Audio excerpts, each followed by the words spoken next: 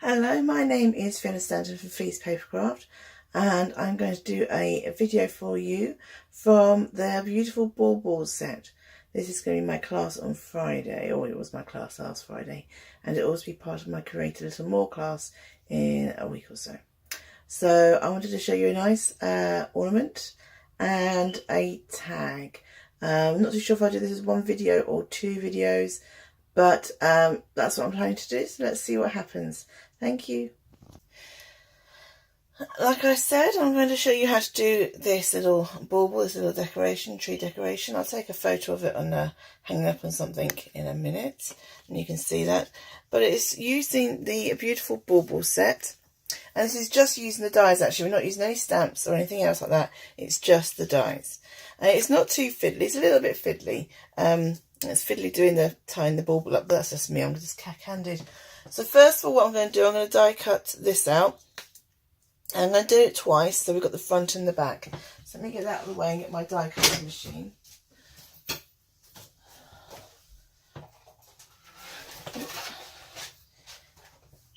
Alright, now the die actually stays in the cardstock. So what you do, you have this die, the outer die, which I'm going to die cut first. I found it easier in terms of lining it up to die cut the outer shape first, and then to do the intricate one inside. So I'm going to do it twice, and this is the cardstock is, I want to say, sprightly spruce. It's not sprightly, it is spruce. I'll write down all what I've used underneath or in my blog. As you know, every week I do a blog about the videos that I do as well. So let's get that lined up. So I will do that. Helps if you turn things the right way, Fiona. Sorry.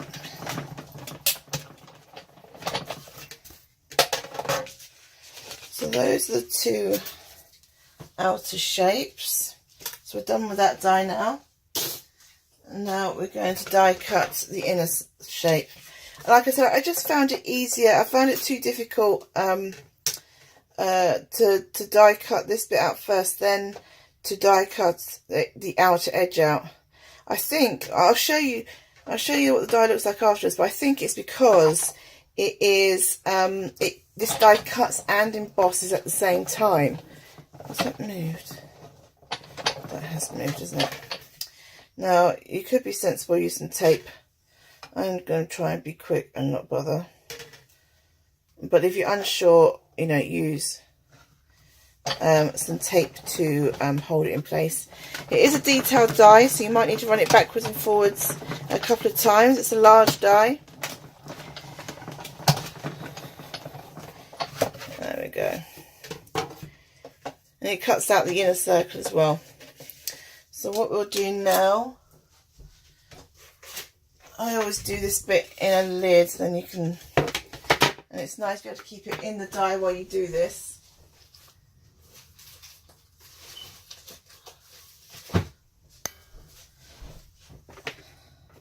So it protects the cardstock a little. I think the die itself protects the cardstock a little. So this is the you probably can't see it there, can you? The brush and foam pad that helps you to release things from dies easier. So it's almost all out the die. And the reason I do it in a box lid is it keeps all the bits, especially when it's like this. That's that all out. So that's all out, and you can see it's got embossed detail, and it's die cut as well. So I think that's why I find it difficult to line it up, because it depended on the colour of the cardstock, I think. Last time I did it was in glimmer paper, so that might also be why. But this is my preferred way. You will have your preferred way.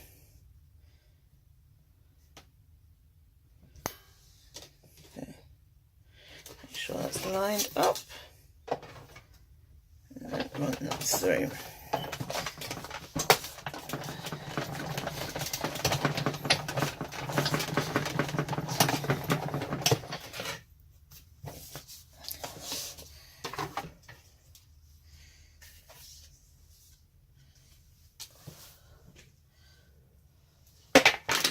let me just do this dye. You won't see me doing it here. Let's see what I'm doing. There's a few bits in here. I mean, obviously you can use your poker tool, but this is just a bit quicker. Always make sure your dye is clean when you're finished with it. If you've got cardstock stuck in your dye, it will not cut cleanly the next time. And we all, when inspiration hits us, like to get on and craft and not spend hours cleaning out dyes. A few bits here. I might get my pokey tool for that. It's much easier when it's in the dye to clean it with the brush. So we'll just get the tried and trusted pokey tool and just... You have to let me know whether you prefer these videos. I've changed location, trying to find somewhere convenient and has a good light to do videos. Right, so that's done. Now what we're going to do, this is a circle from the layering circles dies. So I'm just going to die cut the green circle and all will be clear when we put it all together. So that cardstock just came out of the middle of that die, so those can go over here. That can go over there. Put my dies away properly, and then I'm going to die cut the detail. And then what I'm going to use, the original one I did, I just used the fine tip glue to put it together. Can I get two of these shapes out of here? Doesn't matter if it's not perfect. Yeah, it's just, we don't want that bit. Right. Got my scissors. You can hear me muttering, can't you? I'm a great mutterer. I do apologise. Muttering is what I do best. This is the double-sided glue sheets. Now, I've actually cut this away from the lip that you get to help you, there we go, peel it off. So, like I said, my original one, I just used the fine tip glue, but I thought that this would probably be a tad easier. Let's see. Let's put that one there. Okay. And then that can go like that. So you just cut it down to whatever size you want. I mean, you could cover a whole sheet of cardstock if you want to, but I just cut it to shape, really, to size. Now what it will do, I'm running it through a couple of times, it will make it more difficult for the die to cut through, particularly as we're doing it on glimmer paper and double-sided paper, but we'll see what happens. Now I've missed a little bit, and I can always use the I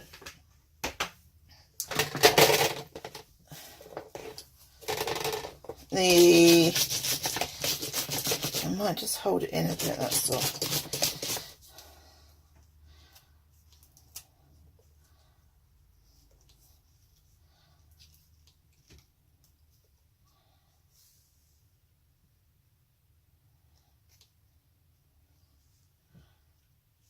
Seven three, you think?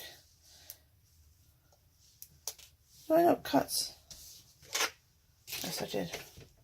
I had a 7-3, I didn't think I'd actually missed where the double-sided tape was. So it's going to make it a little bit difficult to get all these little bits out, but that's fine. We can cope with that. I don't really want to remove the backing yet. As long as I know these bits are going to come out, then we're alright.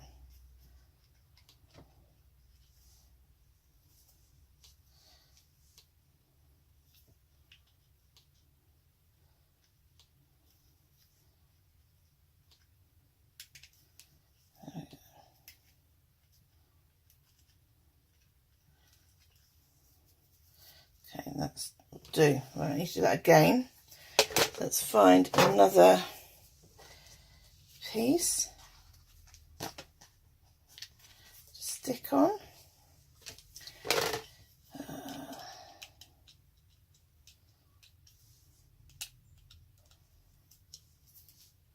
Does slow the process down at this stage, but it is so much helpful having it sticky.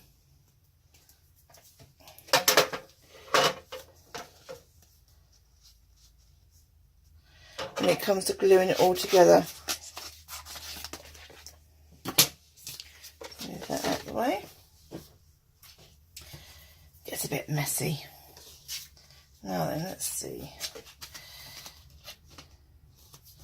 That might... I've got sticky bits now to me all over the place. If you're not sure if a die fits, I tend to do it, look at the back to see where the cut lines are. It's not going to fit there. Is it going to fit here? I do like to try and make the best of my cardstock.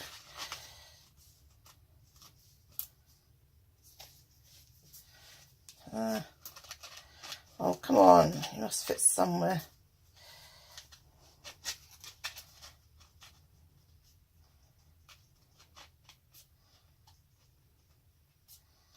I think that's going to be the best bit, that in that corner. Right, let's peel this off again. Remember when my cameras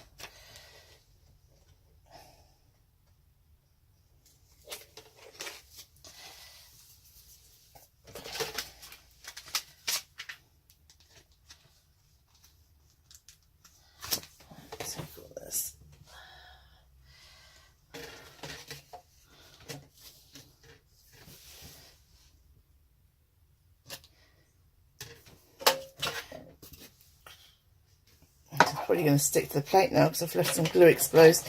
That's probably a no-no. Try not to leave any exposed sticky sheet. It will stick to anything and everything, and it's probably going to stick to my plates. I will wash my plates. Oh no, it's not too bad. I think because it's got the dye there, it stopped it. Oh, we are a little bit missing, but we will cope with that. We will cope with that. Take all this out. So like I said, it does make it a little bit tricky. I think I might need those. I think a lot of it will come out when you actually peel the backing off. If not, we'll just have to spend a couple of minutes poking. Poke, poke, poke. Over there. Right, so that's my disc. Let's do this one first of all.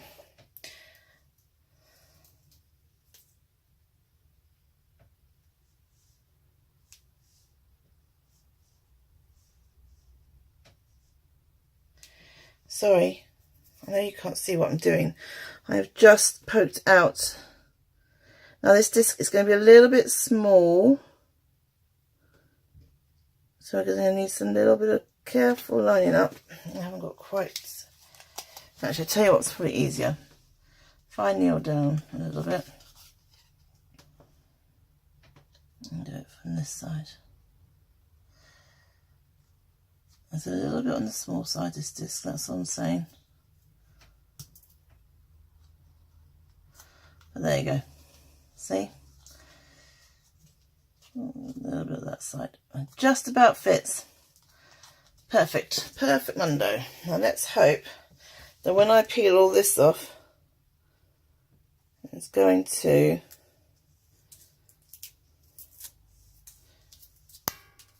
You could keep all these extra bits for shaker cards and things like that. Particularly if you're doing it in glitter card like this. Lovely.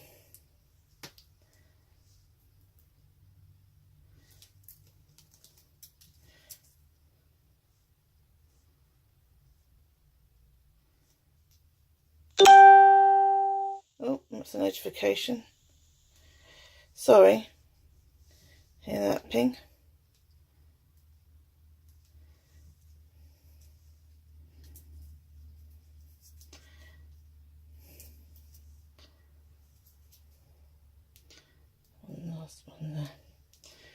Right. Okay.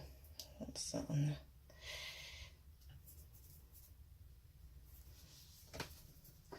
So obviously this time I'm going to start with the handle.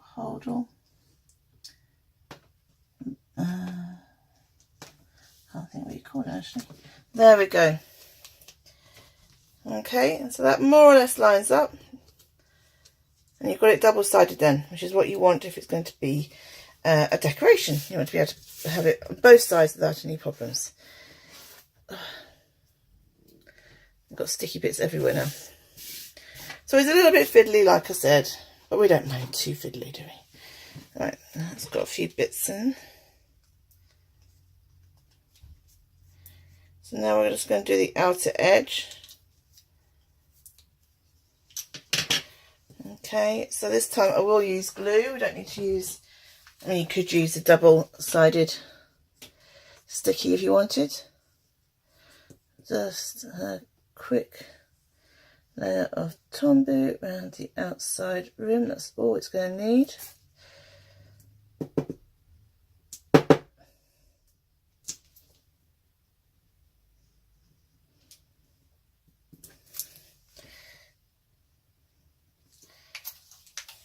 Reline those two up. You can see why you need to do both sides, because it's got the embossed. You do need to have two cuts and put them back to back like that. There we go. Right, so now we've got our bits. Now this is the fiddly bit. You thought you've seen the fiddly bit. This is even fiddlier. So I've got some, you probably can't even see it. This is the fine copper thread. You could use the gold thread, whatever thread you want to. You could use twine, you could use ribbon. I'm using this because I am a sucker for punishment.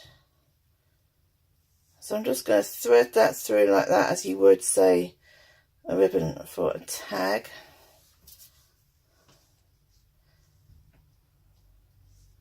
That's not what I wanted.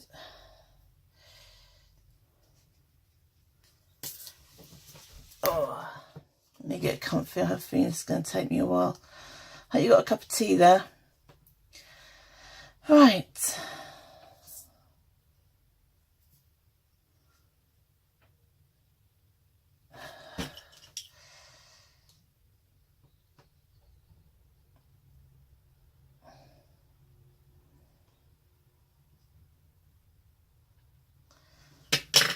There we go. And there goes my pokey tool. Okay, and then I'm just going to tie these ends off up here, and so I can get rid of the excess. I don't want to make a big knot. And then we choose a hole. I think where my ribbon is going to go as well. I think I might put my ribbon through the same thing. Now the reason why I tie off the ends, it just it helps to thread. As long as your knot's not too big, it just helps to thread. Because I will then cut that again, and once I've done it a couple of times, just to reinforce it and make it as, you know, so you've got a lot of thread there holding this up. It's a Christmas tree decoration of some sort, so you know you want to bring it out year after year, so you want it to. Oh, it's not going to swing through, is it? So that's it. That's it.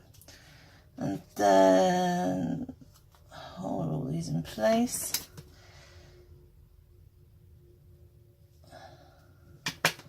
Like that. Drop that bit.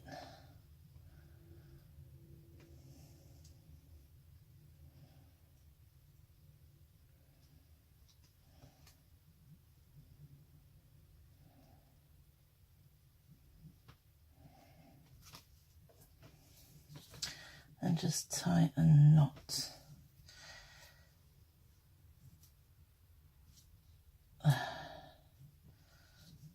Oh, I have to say I have a love-hate relationship with the metallic threads. I think they look gorgeous, but they are a little bit tricky to use sometimes, fiddly to use for big clumsy clucks like me anyway. Right, that will do. Okay, so that's that bit. I've got our dangly, let me just make sure that's in the centre. So we've got our dangly thingy there, dangly thingy. And then I'm just going to use a bit of real red ribbon. I'll have to go through the same hole, I think. So, I do like doing things like this.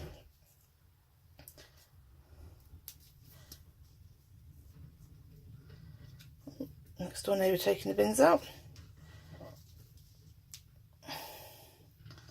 Oh.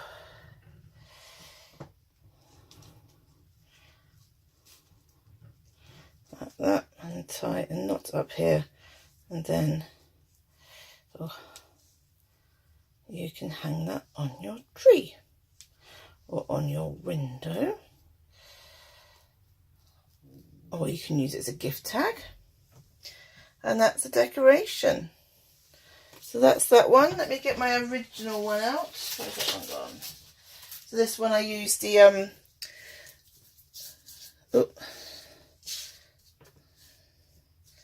red in that. So this is the what do they call it?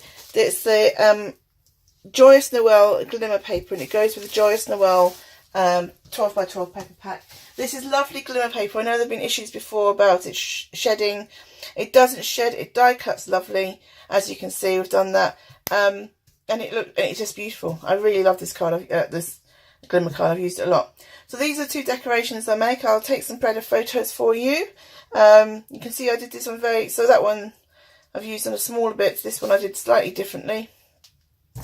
But have a play around and see what you like. Thank you very much.